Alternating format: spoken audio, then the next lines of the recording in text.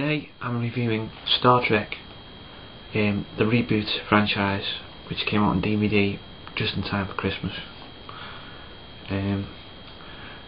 What I can say about this movie is it's really good how they've reintroduced the characters, and the plot is a Romulan from the future, from the far distant future, comes at the timeline when Kirk is expected to be born.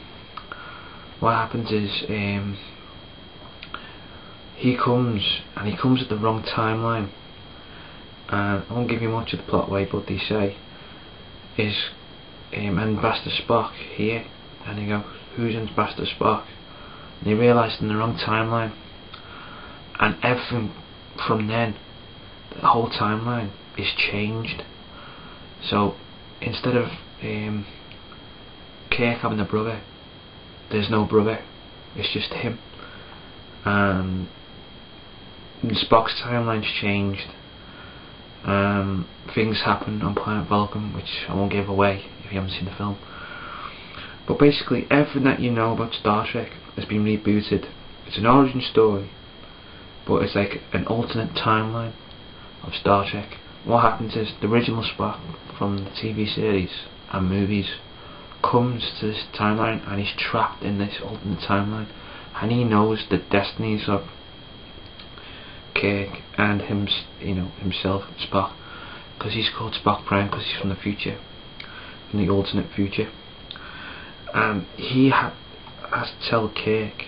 I won't tell you how they meet, but he has to tell Kirk, you've got to convince my younger self, alternate younger self, that we've got to work together. So he has to. That's the idea of the story. Kirk and Spock have to work together. If it doesn't work, that timeline's gone. Plus, the Enterprise in the alternate timeline is like a deluxe Jaguar car. It is like a sporty type ship. It's really good.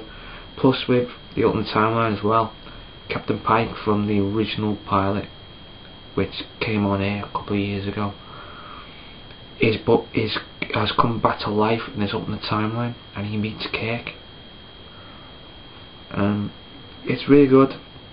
It's like Star Wars versus Star Trek, the way they've done it. Plus as well, because there's some deleted scenes as well which were fully completed, but we're showing to a test audience as a full nearly 3 hour movie. They had to cut down the movie. There was a Klingon scene. So in the alternate timeline, you see the Klingons with masks and a goatee on the chin. So we don't know what the Klingons look like, but there's going to be 2 more movies, so we may see a Klingon movie coming up. So I can't wait for that, if it does happen.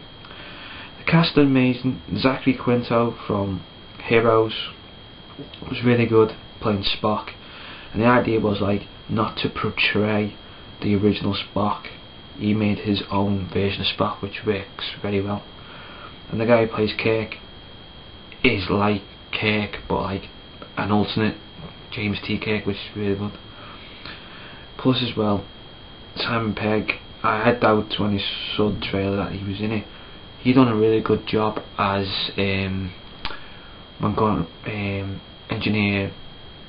Chief Engineer Scotty, and the guy from Lord of the Rings done Bones, McCoy, Dr. McCoy, really good.